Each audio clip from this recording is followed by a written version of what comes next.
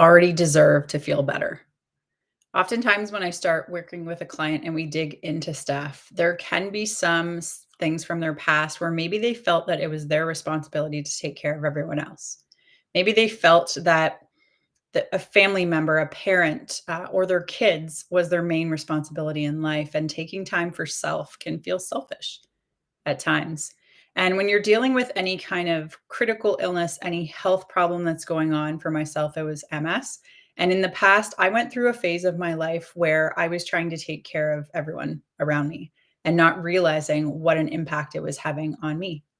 Because when this is happening, we often shove our emotions down. We don't take care of the things that are coming up in our minds, the thoughts, the feelings that lead to a stuck state. And when the body holds on to emotions, it's going to store them places, and that can lead to problems in the future as well. I recently heard a study because I talk to a lot of MS clients. And I'll see if I can find evidence on this and put it in the show notes or in the notes for this, just so that you can look it up. But I heard that there's a connection between MS and self loathing, which is really a tough one to hear, but at the same time, it's like, where were there times where you beat yourself up? Where were there times where you blamed self for things that were going on?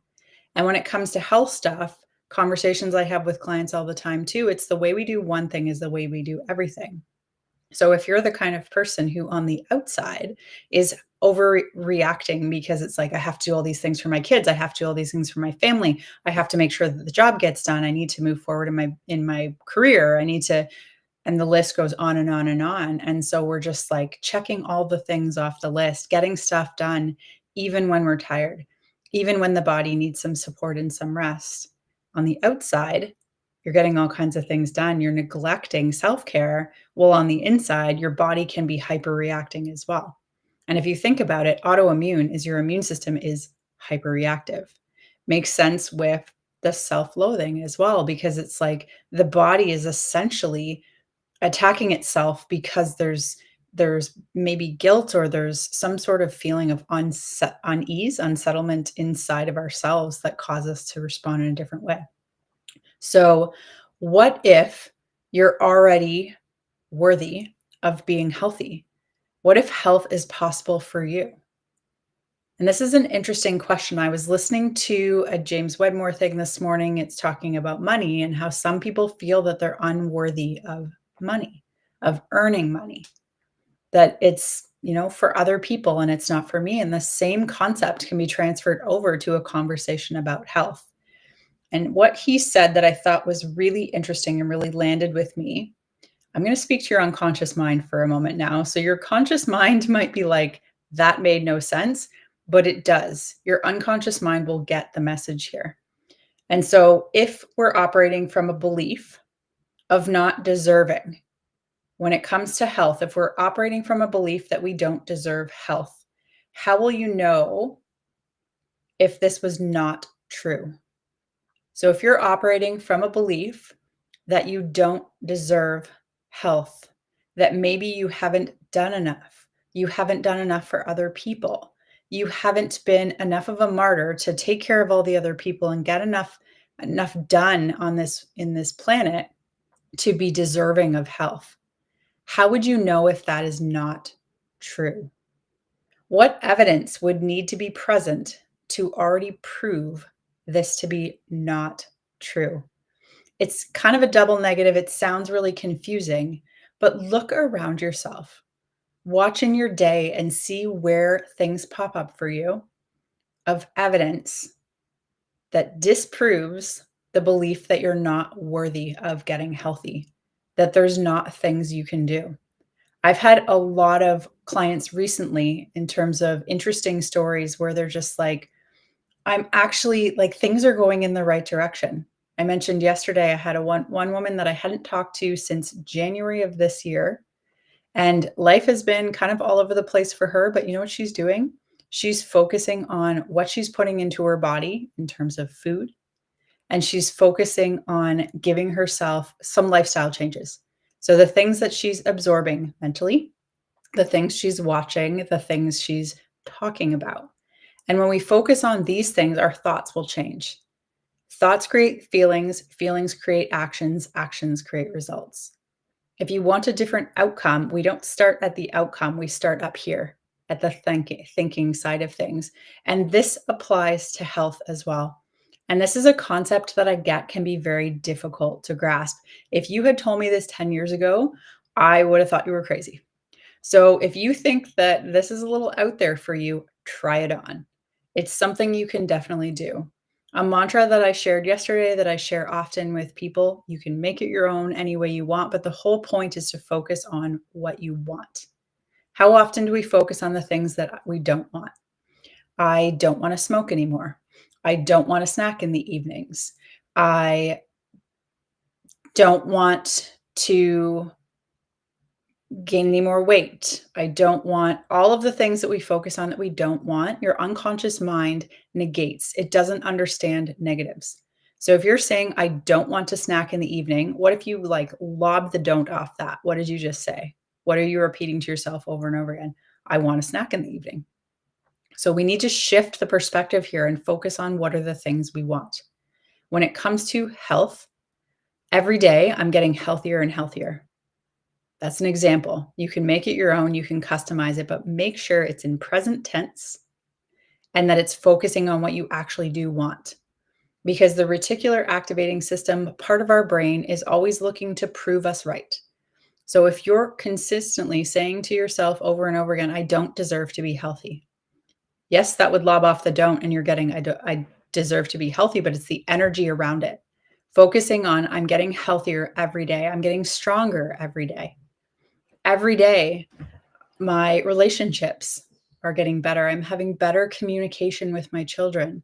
Whatever you want in your life, focus on that and see what shows up for you. I did a podcast episode a couple weeks ago with Cass Henry, and really interesting. At the end of the episode, she threw up this suggestion just to give a demonstration of it. And I'll give you this one today as well. See if I can find the picture. She tossed up this suggestion at the end where she's like, look for penguins. And I was like, "What? What do penguins have to do with anything?" And she said, "You know what? Just look for penguins."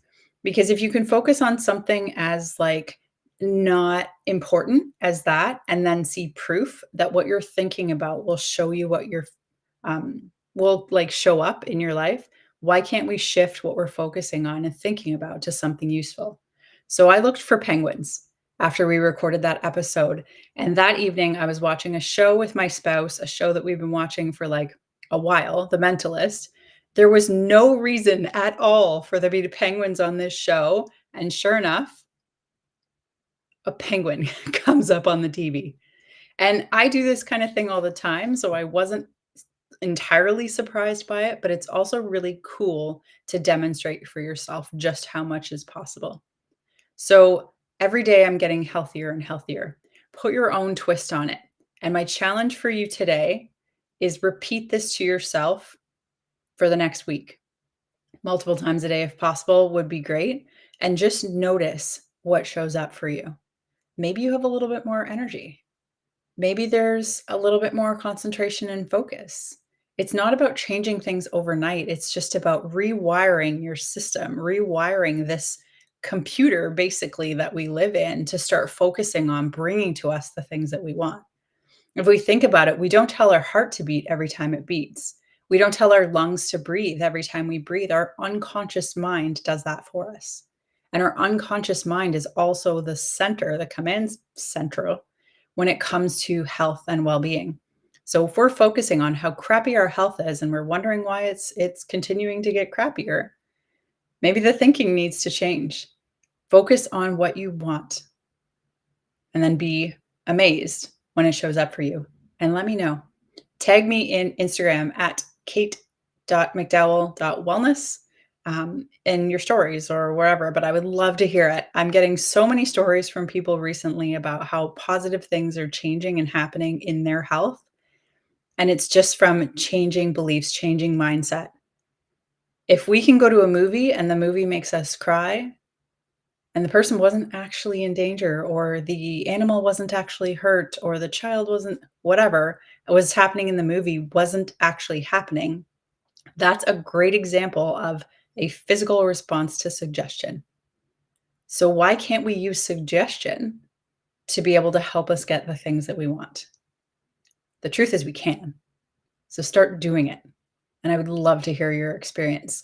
My Rewrite Your MS story, a big part of that is working on the mindset side of things. When you're going through something like MS or any health related journey, the strategy and approach that many people will take with this is, what can I take? What can I do? What if changing your thoughts could make a difference for you? It's something you can do for yourself. It's not hard. And when your unconscious mind starts rearranging things in your day, your thoughts, your feelings, your actions, and you start getting different results, you realize how much personal power you can have when it comes to your health and your well being. So, if Rewrite Your MS story is something that interests you, the priority waitlist is now open. This will be officially open soon. So, make sure if you're interested in this, get on the waitlist. And I'm going to do some fun bonuses for people on the list starting next week. So, if this is something you're interested in, sign up today. If you have any questions, send me a DM. And I can't wait to see and hear how much of an impact you're experiencing in your life when you start changing the way you think about things. And look for little things. Like if something little shows up, basically that last line that I shared with you, what evidence would need to be present to already prove this not to be true?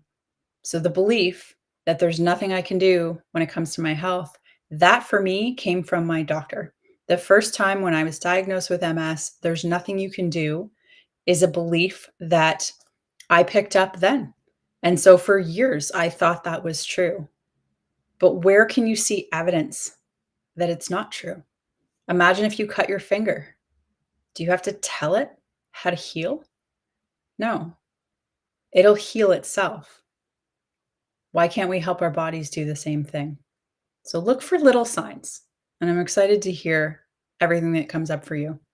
I'm Kate from Align Natural Health, which I always forget to say at the beginning. If you have any questions, reach out to me for sure. And otherwise, I will talk to you soon.